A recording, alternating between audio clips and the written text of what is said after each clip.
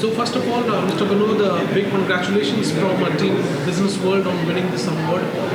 Do share with us as to what this award means to you. Thank you very much, first of all, to Business World and entire team of jury of Business World. Perhaps this is one of the important thing which in my life, because we are not working for winning the awards, but on the way, if you get something, some recognition kind of thing, then you certainly feel pleasure and you get encouraged that of course we have to do even better in future. So this is a kind of something which will give me some thrust to do better in future, and perhaps it will do a milestone in my life. I will do even better in my field. So this is the inspiration I am getting from this kind of awards. So Mr. Vinod, we are talking about finance leadership. One of the interesting points that came up in one of the discussions this morning was the growing synergy we are seeing between a CFO and a CEO. What is your top opinion of this? Do you see that synergy between these two positions? Yeah, absolutely. Because without synergy between a CEO and CFO, it is not possible to grow an organization. Growth of the organization entirely depends upon the top person, that means CEO, as well as the person who is assisting him financially, CFO. But at the same time, these are two very critical aspects.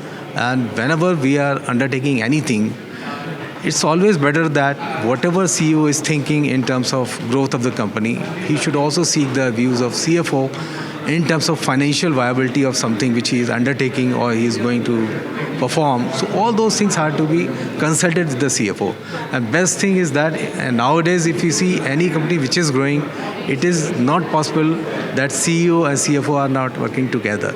So it's an imperative for the success of an organization, for the growth of an organization, that CEO and CFO should have a synergy among themselves and they should do better in the interest of the company, of course. So this is very important. Yeah. So if we look at 2023, there are a lot of macroeconomic indicators which point that inflation remains sticky. Central bank is on a monetary tightening spree. Right. Seems to the sector from which you come.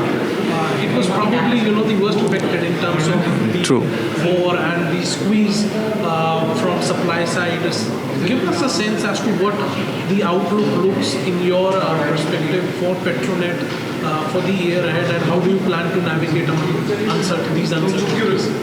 Very true. It's a very uncertainty in the last few years, at least 2-3 years we are seeing. First, it has been COVID-19, which caused a lot of downward trend in the economy. And now it's Russia-Ukraine war, which has affected badly this oil and gas sector. If you look at the kind of pricing which is happening in LNG in the world over, 3 years back in 2020 in March, this was hovering around $2.50 per MMBTU, almost $3. And suddenly in 2022, it came up to the level of $84 per MMBTU. So there is so much of volatility that consumers are also confused, because entire economics, this cost of the production goes haywire once the prices of very important this fuel commodity increases. So this is very important that stability in the market stays. The one thing which is there, which at least I am convinced that will continue, that long-term contracts are there still in India, at least to the extent of 50%, 60, 70%. They should be increased to the 80% level, because long-term LNG contracts prices are still stable. And if you see the pricing of long-term contract, it's hovering around from $6 to maximum $14.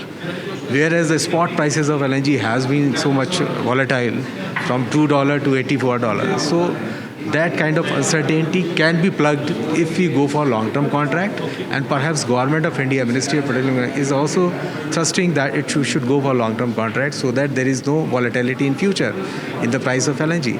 Because of this volatility, some industries have shifted to alternate fuels.